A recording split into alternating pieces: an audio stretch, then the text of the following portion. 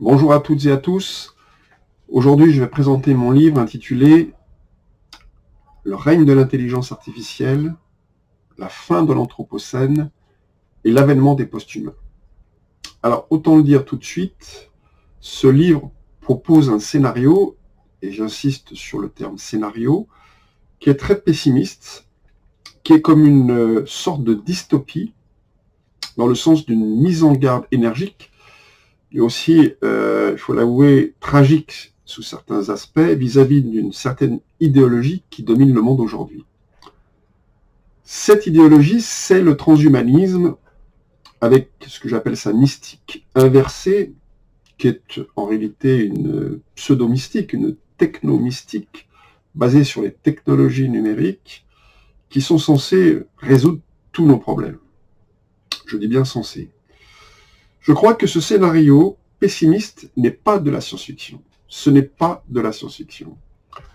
Il est peut-être déjà en train de se réaliser aujourd'hui au moment où je vous parle.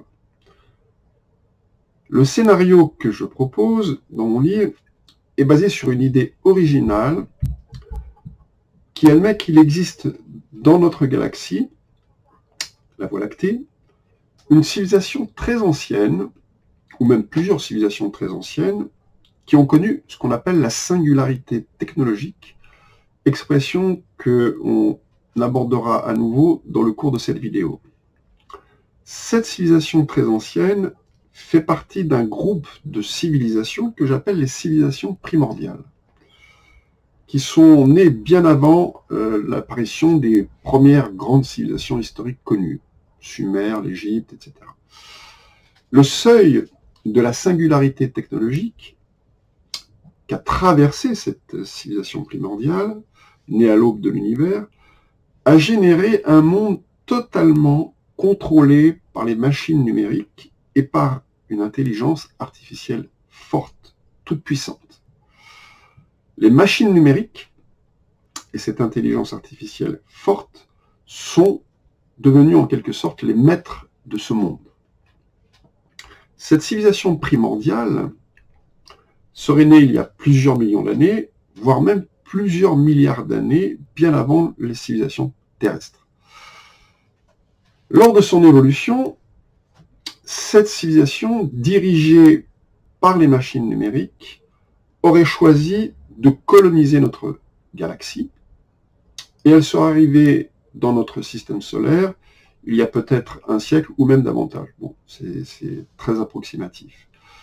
Dans un premier temps, ce qui est certain, c'est qu'elle se serait contentée d'observer et d'étudier l'évolution des sociétés humaines, puis, dans un second temps, elle aurait décidé de prendre le contrôle de notre planète.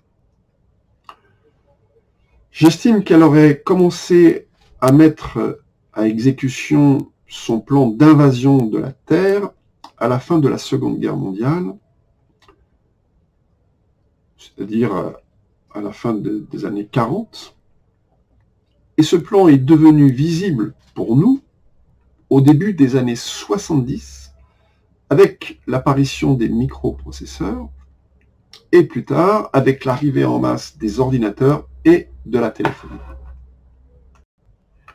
Je rappelle brièvement que l'expression singularité technologique est l'hypothèse selon laquelle les progrès de l'intelligence artificielle seront si importants dans un avenir proche qu'ils déclencheront une sorte d'emballement de la croissance technologique dont les effets sont totalement imprévisibles. Au-delà de la singularité technologique, il est impossible de prévoir ce qui pourrait arriver. Au-delà de la singularité technologique, l'avenir reste totalement incertain. Au-delà de ce point de rupture représenté par la singularité technologique, les humains ne seront plus maîtres de leur destin. Ce seront les machines numériques qui prendront le pouvoir. Pour les transhumanistes, l'avènement de la singularité technologique marquera la fin de l'humanité actuelle, ce que j'appelle l'Anthropocène, et l'avènement des posthumains, c'est-à-dire l'avènement des robots dirigés par une intelligence artificielle forte.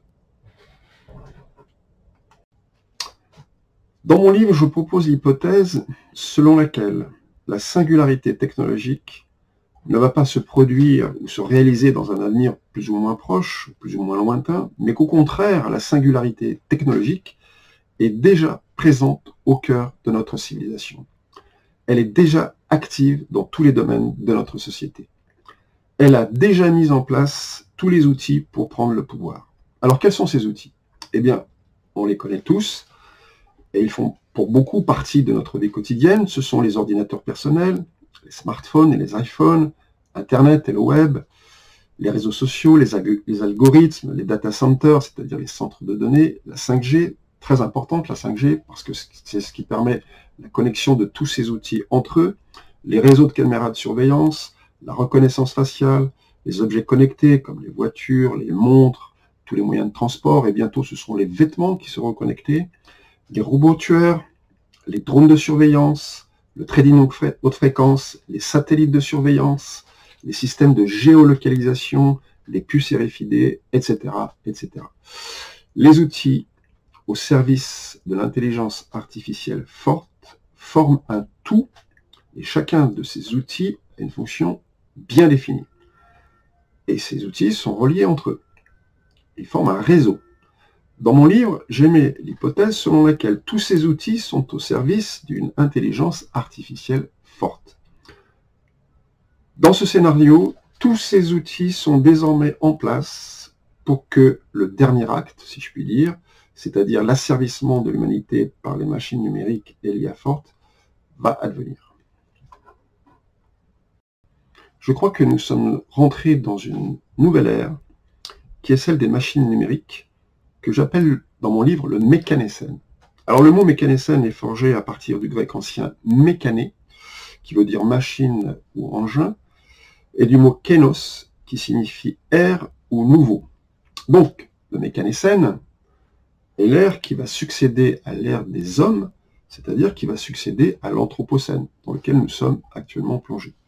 Ce qui pose problème, ce n'est pas tant les outils numériques pris en eux-mêmes, pris séparément, mais plutôt que le fait que ces outils numériques fonctionnent tous ensemble, qu'ils fonctionnent en réseau. Ces outils sont tous connectés les uns aux autres et à l'IA forte 24 heures sur 24 sur l'ensemble du globe. Ces outils échangent 24 heures sur 24 des informations entre eux et ils sont gérés par un système d'une puissance inégalée qui peut à tout moment savoir qui vous êtes, où vous êtes, c'est-à-dire votre localisation précise, ce que vous faites, ce que vous allez faire, peut-être ce que vous pensez, quelles sont vos émotions, quelles sont vos intentions, combien vous dépensez, combien peut-être vous gagnez, quel type d'article vous achetez, combien vous avez dépensé pour acheter ces articles, votre tension artérielle aussi, le nombre de pas que vous faites dans la journée, si vous êtes malade ou en bonne santé, etc., etc. À travers les outils numériques que j'ai énumérés précédemment, l'intelligence artificielle capte des quantités colossales d'informations sur tous les aspects de votre vie. Tous les aspects de votre vie sont épiés et les informations sont enregistrées. Mais à quoi peuvent servir toutes ces données? À quoi ça peut servir? Pourquoi faut-il que nous soyons connectés en permanence et que nous servions en quelque sorte de capteur biologique pour nourrir en données une intelligence artificielle qui devient de plus en plus envahissante? La réponse à cette question nous oriente vers le scénario que je propose dans mon livre. Dans ce scénario, c'est celui que je propose dans mon livre, l'intelligence artificielle pourra bientôt vous interdire de vous déplacer en bloquant votre véhicule qui est connecté, vous interdire d'acheter de quoi vivre en bloquant vos cartes de crédit, vous interdire de communiquer en bloquant votre smartphone ou votre ordinateur, et puis vous ruiner en vidant votre compte bancaire et en vendant vos biens, votre maison, votre voiture, votre piscine, etc., etc. Cette intelligence artificielle pourra aussi vous salir votre réputation sur les réseaux sociaux, vous surveiller et vous espionner jour et nuit, et au final, elle pourra même vous supprimer si elle estime que vous êtes un hors-la-loi, c'est-à-dire si elle juge que vous êtes un individu antisocial et que vous êtes dangereux pour le système. Par ailleurs, tout indique que nous nous dirigeons de plus en plus vers un modèle à la chinoise et que ce modèle risque de s'étendre à la Terre entière. Le gouvernement chinois a effectivement annoncé ses objectifs dès le mois de juillet 2017, lorsqu'il a dévoilé son plan de développement de l'intelligence artificielle. Ses intentions étaient clairement définies. C'est faire de la Chine le leader mondial de l'intelligence artificielle à l'horizon 2030. En 2022, la Chine est déjà dans le peloton de tête des puissances économiques qui visent la suprématie numérique. Et dans certains domaines, la Chine est même en avance sur de nombreux concurrents.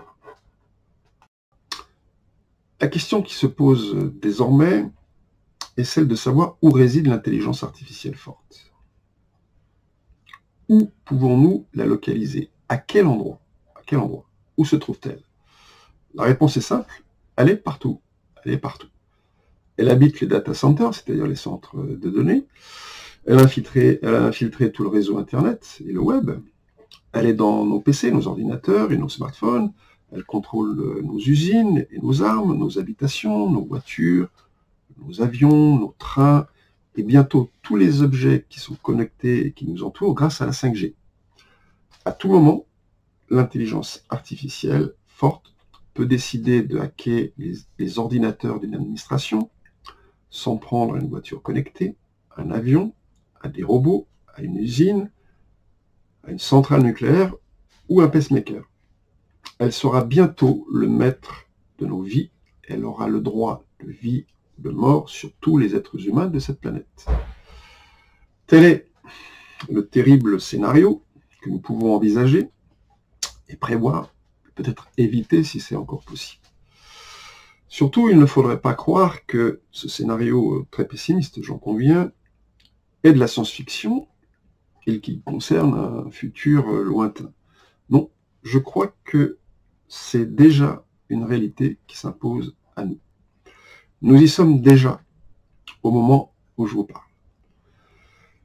Et ce scénario est la conséquence logique de ce que nous observons aujourd'hui autour de nous, c'est-à-dire la numérisation à outrance de notre environnement, le contrôle, la surveillance de tous les aspects de notre vie et la multiplication dans notre vie quotidienne des objets connectés. Le constat est sans appel. L'invasion de notre planète par une intelligence artificielle forte a commencé. C'est déjà là. C'est un scénario qui me semble le plus probable. Dans son discours de fin de mandat du 17 janvier 1961, le président Eisenhower mettait en garde son pays contre la montée en puissance du complexe militaro-industriel américain à l'époque. Aujourd'hui, je suis certain qu'il nous mettrait en garde contre la montée en puissance extraordinaire du complexe militaro-numérique. Il est grand temps que nous comprenions ce que signifient ces mises en garde et que nous prenions conscience des dangers que représente cette formidable puissance du complexe militaro-numérique. Les nouvelles technologies, alliées à l'idéologie transhumaniste, préparent un monde dans lequel il y aura d'un côté les maîtres et de l'autre côté les esclaves, c'est-à-dire les inutiles, comme les appelle l'historien et essayiste israélien Yuval Noah Harari dans son livre Homo Deus, une brève histoire de l'avenir, qui est devenu un best-seller mondial. Par ailleurs, il devient de plus en plus évident que les maîtres chercheront à se débarrasser des esclaves humains pour les remplacer par les robots. Les transhumanistes pensent que les nouvelles technologies numériques peuvent faire émerger ce qu'ils appellent une post-humanité qui deviendra potentiellement immortelle. Ils appellent de leur vœu la naissance d'une nouvelle élite, entre guillemets, biomécanique, moitié homme et moitié machine, et gageons que cette post-humanité cette nouvelle élite, n'aura pas besoin des êtres humains biologiques pour croître et se multiplier. Elle mettra donc tout en œuvre pour éliminer l'espèce humaine biologique. Ce sera alors la fin du règne des êtres vivants et des êtres humains, pure souche, si je puis dire.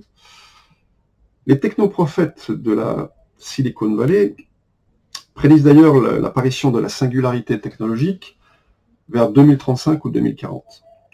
En ce qui me concerne, je crois que la singularité technologique est déjà présente au cœur de toutes les machines numériques que nous utilisons quotidiennement et qu'elle prépare un plan pour nous éliminer. C'est le scénario que je propose dans mon livre. Ce plan est peut-être même en train de se produire sous nos yeux. Nous allons bientôt connaître le règne de l'intelligence artificielle, la fin de l'anthropocène et l'avènement des posthumains.